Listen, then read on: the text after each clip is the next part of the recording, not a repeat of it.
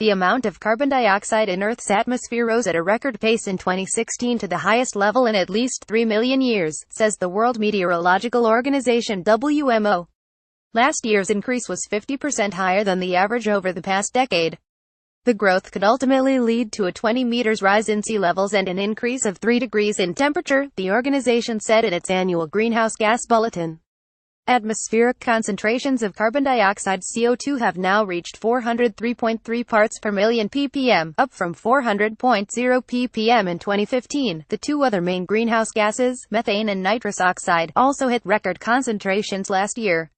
Image emissions from coal are causing CO2 levels to rise. Scientists say last year's rise in CO2 was due to a combination of human activities, such as coal and oil emissions and deforestation.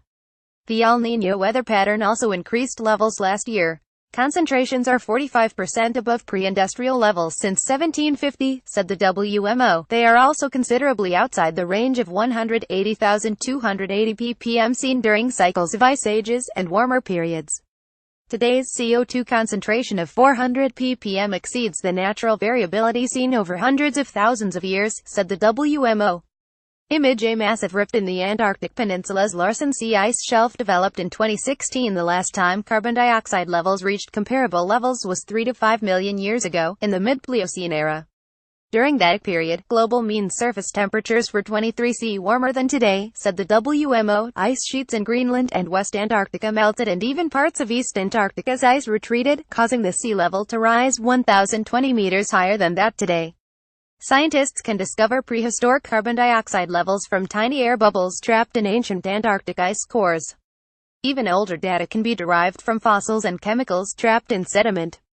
Video Trump on climate agreement. We're getting out. WMO Chief Petteri Tallis said there is hope to reverse the concentration rates but insisted the time to act was now. Without rapid cuts in CO2 and other greenhouse gas emissions, we will be heading for dangerous temperature increases by the end of this century, well above the target set by the Paris Climate Change Agreement, he said in a statement. The Paris Agreement seeks to limit the rise in temperatures to well below 2°C 3.6 F above pre-industrial times.